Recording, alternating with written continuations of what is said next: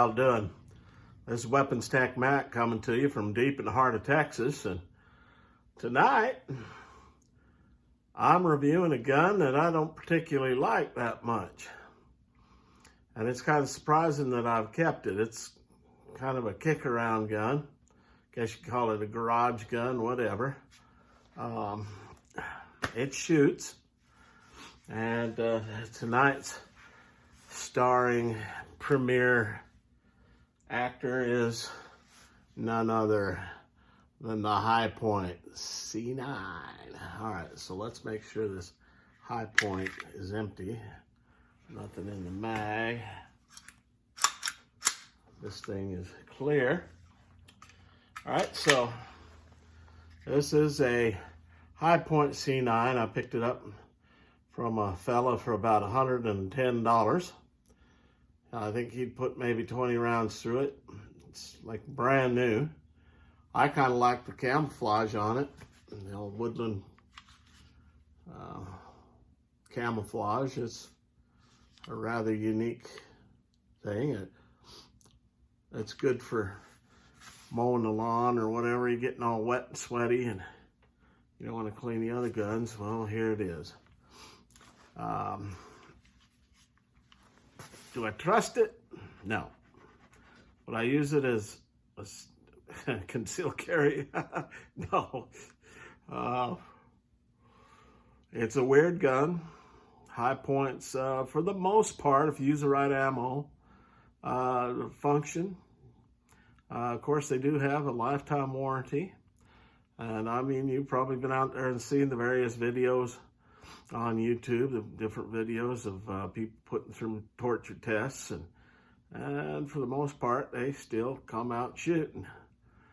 This time sometimes has an issue with failure to feed. I'll be taking this out next Monday. Well, today's what, Wednesday, Thursday. So in a couple of days, so I can finish this deal. But Hi-Point's got to be some of the ugliest guns out there. They got an extremely heavy slide. Of course, it's a blowback design. Very strange safety right there. It is still fairly easy to access with one finger, but it's nothing fancy. The trigger is just an old plastic trigger, and the slide is, oh gosh, when I do the nuts break, the bolts break down in this thing, I'll get the metal. I know it's some kind of a zinc kind of thing going there. It has plastic grips. The takedown of this thing is the most bizarre thing I've ever seen. So I rarely take it down. I think I've broken it down twice. I think I've put a total of 500 rounds through this thing. If you do have some problems with its feeding, it could be the magazine. Of course, that's with any handgun. If you're having issues with, feeding, failure to feed, things of that nature, I'd double check into your mags first before you blame the gun. And so that was the case with this one. The sights are, they're all right. I mean, it's a 3-dot thing. You got a yellow one in the front and 2 reds in the back.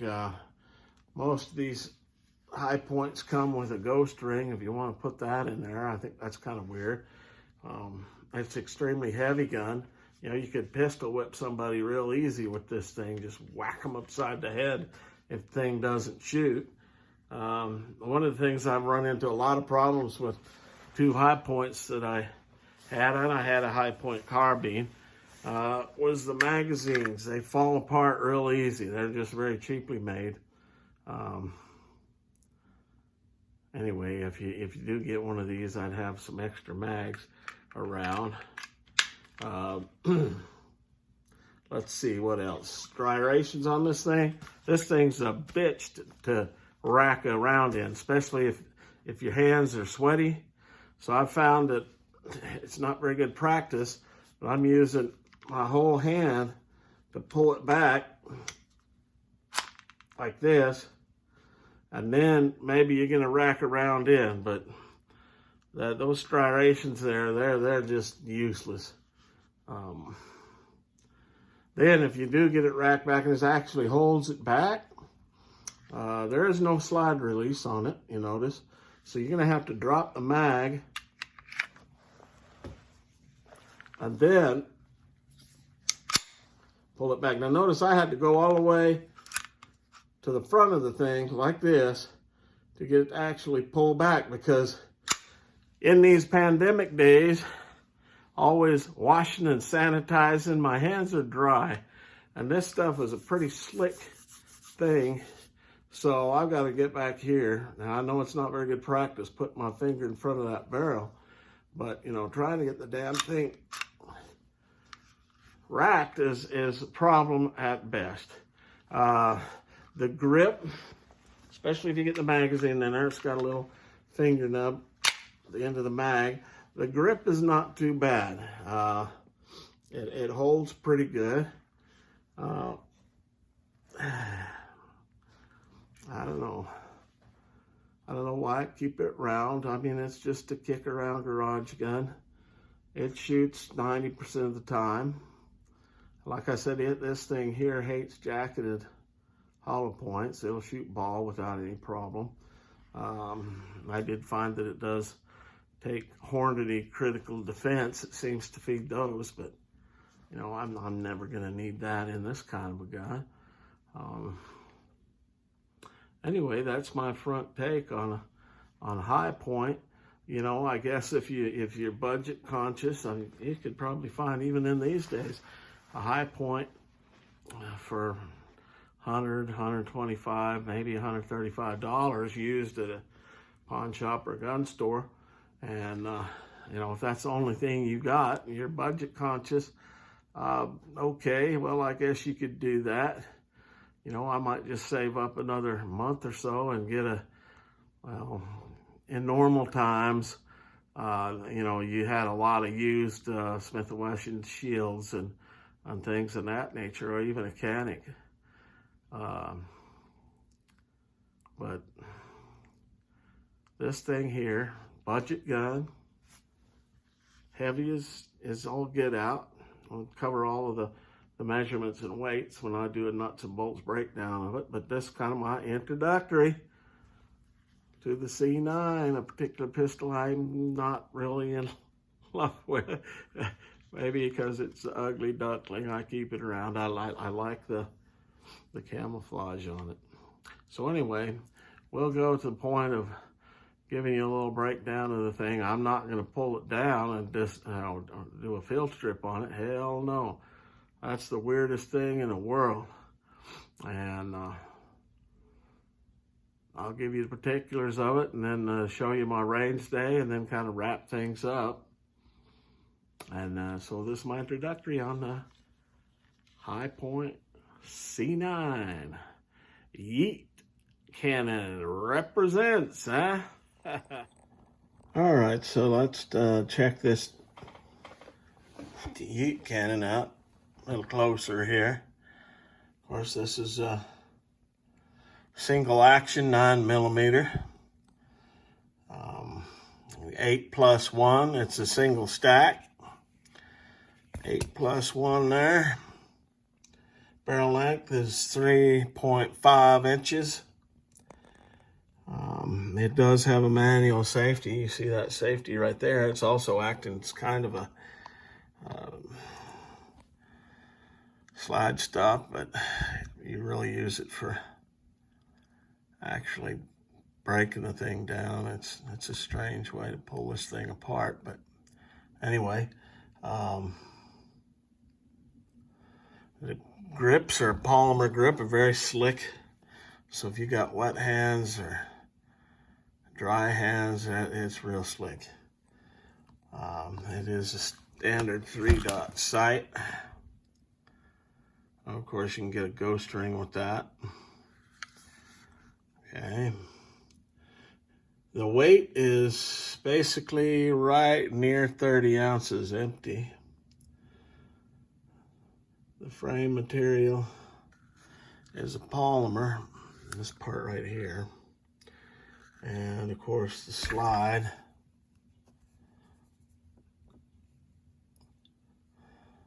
The slide is a very strange makeup. I'm gonna have to take a look and see what that slide is made up of. It's a kind of a strange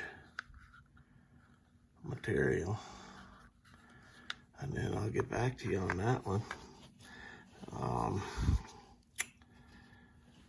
It's got a pretty good extended mag release right there.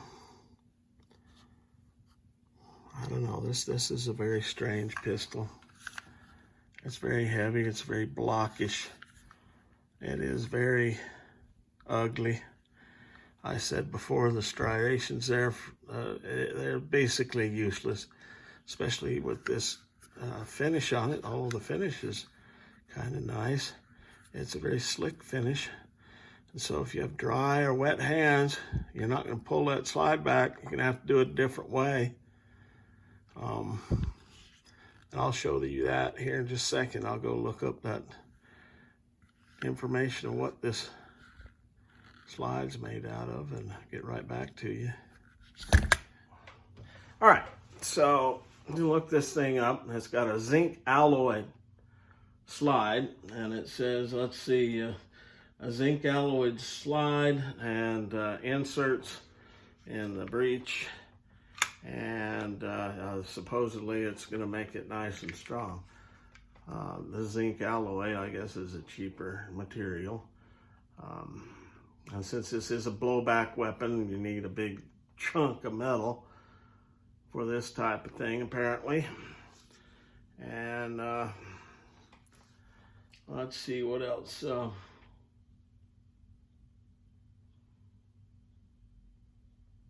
Zinc alloy slide and bolt with steel reinforcing inserts and a steel breech chamber and barrel. Its low price has been the draw for this thing. I have mixed feelings. Don't particularly like it. Yeah, sometimes if I'm going into a bad neighborhood to mow, that's mainly my neighborhood. The summertime, I get all sweaty and nasty. I might carry this as I'm mowing, because it's going to get all sweaty and nasty, and this finish on it is pretty good. And you look inside, it's throughout the slide, and so not going to find much in the way of corrosion or rust. Of course, you'll see that on the barrel if you don't take care of it. But this zinc alloy, it doesn't rust. Of course, this finish is a pretty good finish. The trigger is plastic. It's a single action trigger. And like I said, it's got a nice extended mag release. And I've already checked this thing, verify it's empty. And so this mag release works pretty good. Drops it right out. It's got a little pinky thing on the end of it, and that makes the grip a little better. The front sight is just a blade sight. The back, it is replaceable if you'd ever want to do something like that. You can put a ghost ring in there. I don't know, it's just a very strange gun. I'll take this thing out and shoot it and do a final recap on it, and that's all the time I'm going to put on this guy. But I guess if you don't have the budget for a more expensive gun, this would be it. I just looked around out there just a few minutes ago, and these things are all out of stock. And so I guess you find out with most guns, although, you know, Wilson Combat, the real expensive ones, they're still for sale. You can find them. But we'll get you up to the range next with this guy. Oh, wait a minute. There's one other thing I wanted to compare it with. And so I'll show you, compare it side by side with a Glock 19 size weapon. So let me go ahead and go to that end. All right, so you can see it's comparable, I guess you could say, in size to Glock 19 size weapon. This is a Glock 32, just basically the same size as Glock 19, except it's in 357 SIG. But you can see they're pretty close to the same size, except this thing's just a giant block. It's much wider in the slide than the Glocks. And Glocks are pretty beefy, but you can see that size-wise, they're pretty close to the same. It's just, I don't know, this carries 8.1 and this is 13.1. And the Glock is probably 8-9 ounces lighter, 23, something like that. But yeah, all right, so next stop, the range. You ready? Yeet cannon. Y'all wanted it. Here it is.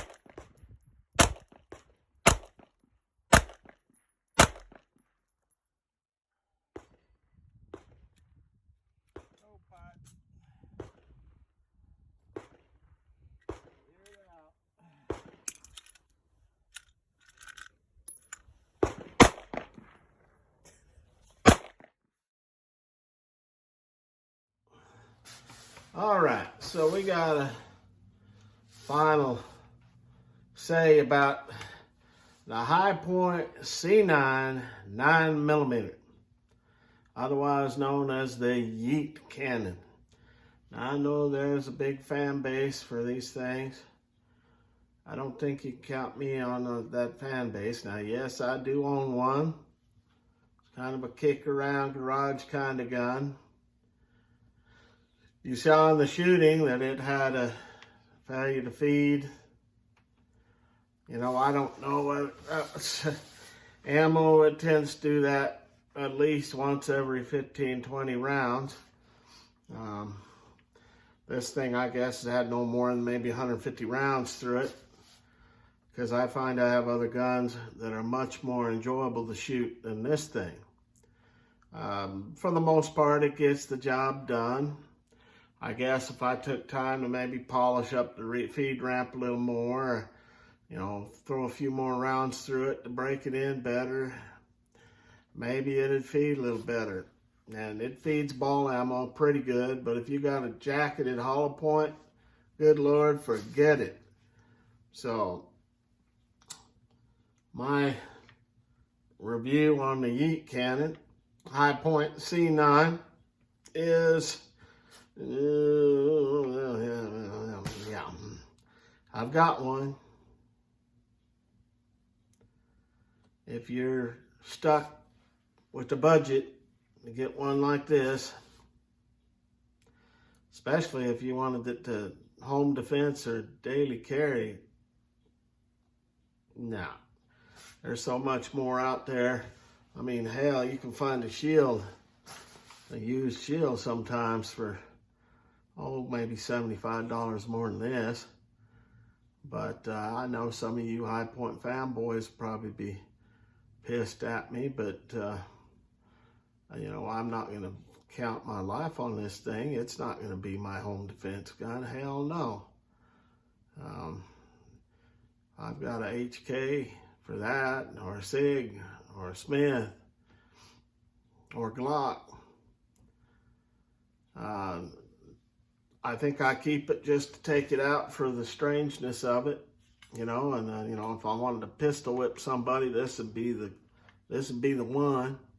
You know, it's compact yet it's heavy. You could just whack somebody right up high side the head with this thing. And you know, I give Hi-Point the credit of having the lifetime warranty. Typically, they're not even going to be asking, you know, what happened, what'd you do to it, how'd you screw it up. They'll just replace it or replace some of the items. So that's a plus thing. It's American made. But there's much better stuff out there than this, I'll tell you. So you get from me on the Hi-Point C9, Yeet cannon. And as always, this is Weapons Tech Matt coming to you from deep in the heart of Texas. God bless Texas. God bless the United States of America. And long live the Republic.